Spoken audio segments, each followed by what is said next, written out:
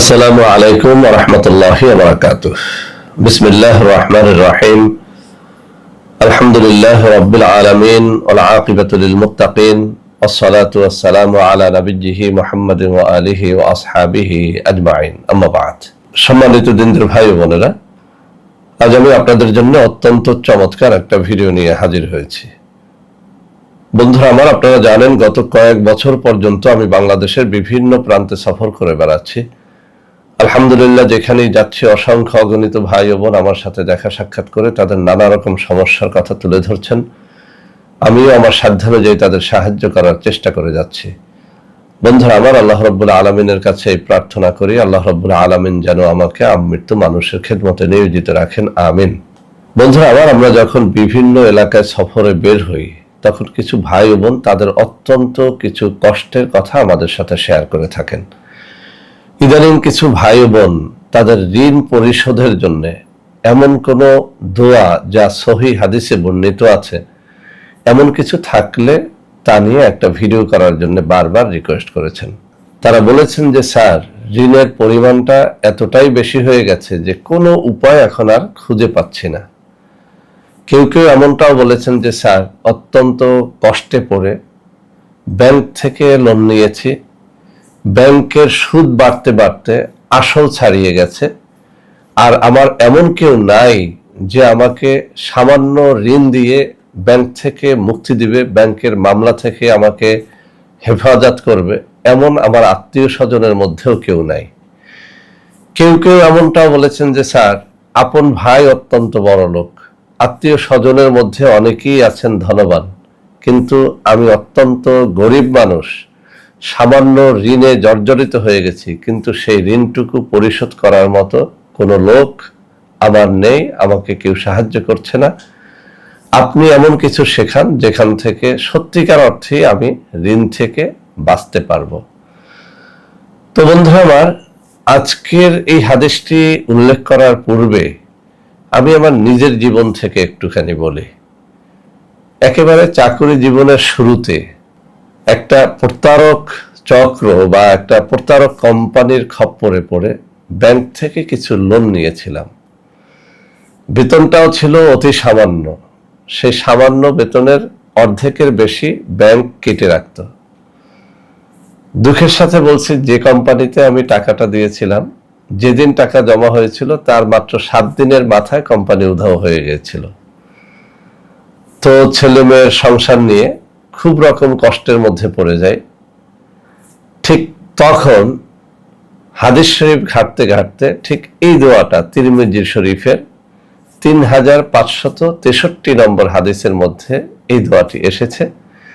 ওই দোয়াটি আমি বিশ্বাসের সাথে, আস্থার সাথে, হৃদয় দিয়ে চোখের পানি ফেলে আমি এবং আমার স্ত্রী পাঠ করতে শুরু করি। আল্লাহ সাক্ষী, আল্লাহর মেহেরবানিতে কিছুদিনের মধ্যে আমার সকল ঋণ এমন ভাবে পরিশোধ হয়েছিল যে 1 টাকার একটা নোট আর কেউ আমার কাছে পাইতো না। সুবহানাল্লাহি ওয়া বিহামদিহি, সুবহানাল্লাহিল আযীম। তো এই ঘটনাটুকু বললাম এই কারণে, আমরা যখন কোনো হাদিস অথবা পবিত্র কোরআনুল কারীমের আয়াতের উপর আলোচনা করি, এটাকে যদি আপনি হৃদয়ঙ্গম করতে পারেন, হৃদয় দিয়ে মানতে পারেন, বিশ্বাস করতে পারেন, ইয়াকিন আনতে পারেন, আপনি পরীক্ষা করে দেখেন আল্লাহ রাসূল সাল্লাল্লাহু আলাইহি ওয়াসাল্লাম যা কিছু বলেছেন তার একটা শব্দ, একটা হরফ কোথাও মন গড়া নাই। মা ইয়ানতিকু আনিল হাওয়া ইন হুয়া ইল্লা ওয়াহয়ি ইউহা। পবিত্র কোরআনুল কারীমে সনদ দেওয়া হয়েছে আল্লাহ রাসূল সাল্লাল্লাহু আলাইহি ওয়াসাল্লামকে, বলা হয়েছে তিনি মন গড়া কিছুই বলেন না আল্লাহর ওহী ছাড়া। সুবহানাল্লাহি ওয়া বিহামদিহি, সুবহানাল্লাহিল আযীম। তো আল্লাহ রাসূল সাল্লাল্লাহু আলাইহি ওয়াসাল্লাম থেকে বর্ণিত হাদিস তিরমিজি শরীফের 3563 নম্বর হাদিসের মধ্যে এই দোয়াটি এসেছে। বলা হয়েছে, তোমার ঋণ যদি পর্বত সমানও হয় সেটাও আল্লাহ রাব্বুল আলামিন পরিশোধ করে দেবেন। সুবহানাল্লাহি ওয়া বিহামদিহি, সুবহানাল্লাহিল আযীম। আমি হাদিসখানার ইবারত সহ এখানে তুলে দেব, অর্থ সহ দিয়ে দেব, যাতে আপনারা পাঠ করার সময় আপনাদের হৃদয়ের মধ্যে যেন একটা ভাব তৈরি হয় যে আপনি আল্লাহ রাব্বুল আলামিনকে দেখে দেখে তার সামনে হাজির হয়ে তাকে ঋণ পরিশোধের জন্য অনুনয় বিনয় করে মোনাজাত করছেন। তো তো আমরা যদি এভাবে করতে পারি, ইনশাআল্লাহ আপনার ঋণ সেটা যত বেশি হোক না কেন, যারা আমার কাছে এসেছেন আর যারা এই মুহূর্তে ভিডিওটা দেখছেন, যারা ঋণে জর্জরিত আছেন, কোনোভাবেই আপনাকে কেউ সাহায্য করছে না, আপনার কোনো বন্ধু নাই, বান্ধব নাই, আত্মীয় নাই, স্বজন নাই, অথবা আছে কিন্তু কেউ আপনাকে সাহায্য করছে না, আপনি একমাত্র আল্লাহর দিকে তাকাইয়া শুধুমাত্র আল্লাহর কাছে আল্লাহ রসুল সাল্লাল্লাহু আলাইহি ওয়াসাল্লামের এই শেখানো দোয়াটা যেন একটু পড়েন। বন্ধুরা, আমার বিভিন্ন কিতাবে এই দোয়াটা বিভিন্ন ভাবে এসেছে। আমার কাছে অনেকগুলো কিতাব আছে, আমি প্রত্যেকটা কিতাব ঘেটে দেখলাম, বিভিন্ন কিতাবে এই দোয়াটা পড়ার বিভিন্ন নিয়ম বর্ণিত আছে। তার মধ্যে কোনো কোনো কিতাবের মধ্যে এভাবে বলা হয়েছে, পবিত্র জুমার নামাজের দিন জুমার নামাজের সালাম ফিরাইয়া, একটা বইয়ের মধ্যে এসেছে 99 বার এই দোয়াটা পাঠ করতে হবে। আরেকটা কিতাবের মধ্যে এসেছে 121 বার পড়তে হবে জুমার নামাজের সালাম ফিরানোর পরে সুন্নাত নামাজের আগে।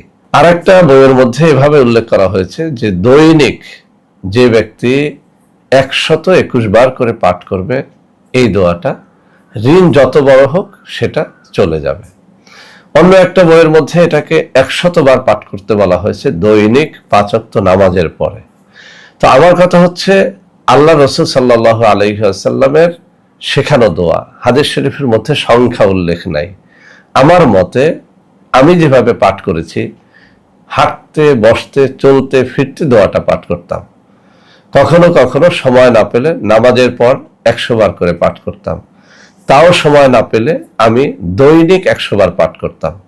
ভোর রাত্রে যখন তাহাজ্জুদে উঠতাম, তাহাজ্জুদের নামাজ শেষ করে কমপক্ষে 100 বার পাঠ করতাম।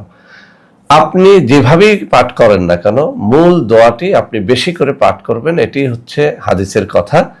তো আপনি যদি সঠিকভাবে আল্লাহর কাছে আপনার হৃদয়ের কথাগুলো প্রকাশ করতে পারেন, ইনশাআল্লাহ আপনার ঋণ সেটা যত বেশি হোক না কেন, আমি আবারও বলছি, সেটা যত বেশি হোক না কেন, আপনি যতই অসহায় হন না কেন, আপনার ঋণ সেটা পরিশোধ হতে বাধ্য।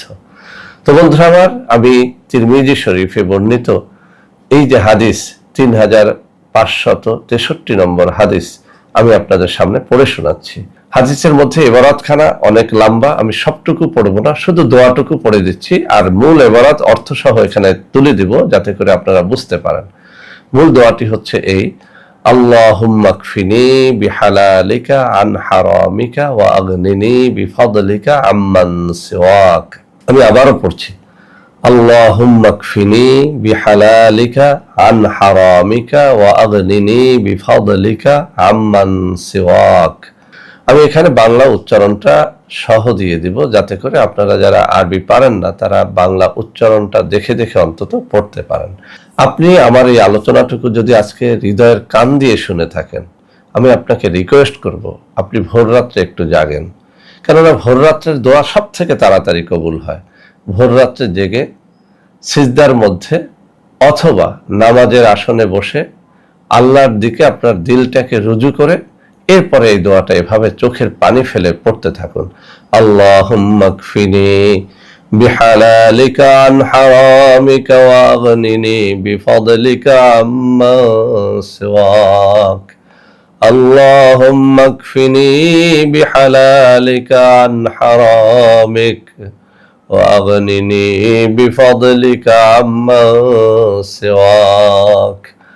اللهم اكفني بحلالك عن حرامك واغنني بفضلك عما سواك। তো বন্ধুরা আমার, এভাবে অর্থের দিকে খেয়াল করে চোখের পানি ফেলে আপনি আপনার ঋণ পরিশোধের জন্য একমাত্র আল্লাহকে বেছে নেন। দুনিয়ায় কারো সাহায্য লাগবে না, কোনো ব্যাংকের লোন লাগবে না, কোনো ধনী ব্যক্তির কাছে হাত পাততে হবে না। ভোর রাত্রে জেগে দু চোখের পানি ফেলে এভাবে পড়ুন। যদি ভোর রাত্রে আপনি জাগতে না পারেন, অন্তত 5 ওয়াক্ত নামাজের পরে পড়ুন। তাও যদি না পারেন, আপনার সুবিধার মতো সময় কমপক্ষে 100 বার করে এই দোয়াটা পড়ুন। ইনশাআল্লাহ আমি মুক্তি পেয়েছি, আমার জানা মতে আমার আত্মীয় স্বজনের মধ্যে অনেকে এই আমলটি করে মুক্তি পেয়েছেন। আপনারাও মুক্তি পাবেন ইনশাআল্লাহ। তো বন্ধুরা আমার, আজকের এই ভিডিওটি যদি আপনাদের ভালো লেগে থাকে অবশ্যই ওই সমস্ত মানুষের মধ্যে শেয়ার করে দেবেন যারা ঋণ নিয়ে খুব দুশ্চিন্তায় আছে, অর্থ কষ্টে ভুগতেছে, কোনো উপায় যাদের নাই, তাদের মধ্যে ভিডিওটি শেয়ার করে দেবেন। বন্ধুরা আমার, এরকম হাজারো ভালো ভিডিও পেতে আমাদের চ্যানেলগুলোকে সাবস্ক্রাইব করে রাখবেন। আল্লাহ হাফেজ। আসসালামু আলাইকুম ওয়া রাহমাতুল্লাহি ওয়া বারাকাতুহু।